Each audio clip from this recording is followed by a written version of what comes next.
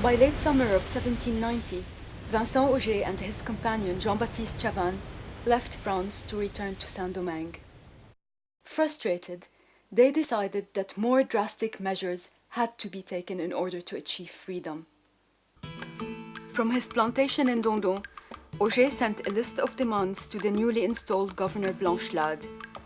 Carefully worded, he admonished that giving in to the mulattoes' demands would ward off a possible slave revolt. Governor Blanchelade never even replied. The planters or the colonizers wanted power from themselves. They wanted, in a sense, to depend less from France. They wanted some authority for themselves, but they didn't want to share that authority with the affranchis. And at a certain time, the affranchis tried to free themselves.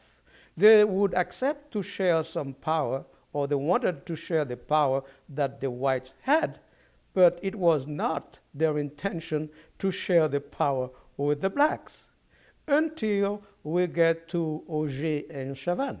Taking matters into his own hands, Auger went to London, where he met with the British abolitionist Thomas Clarkson and acquired money and letters of credit to purchase ammunition from the United States.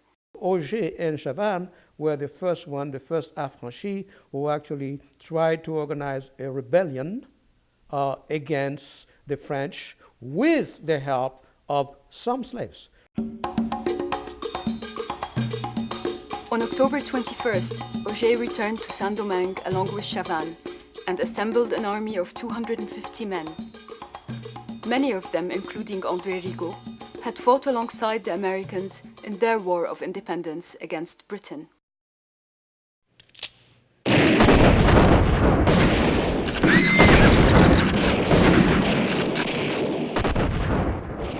They marched on Le Cap, near Grand Rivière, and had great success in routing an army detachment of 600 from Cap François.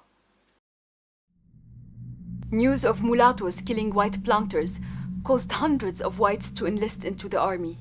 Under the command of Colonel Vincent, they launched a massive counterattack against the mulattoes.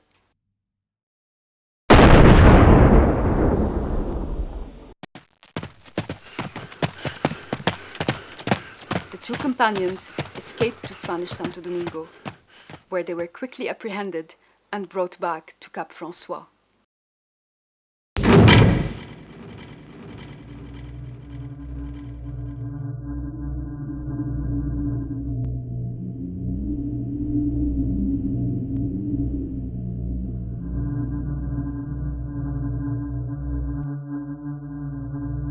After 2 months of torture and extensive interrogation, the two leaders were condemned to death.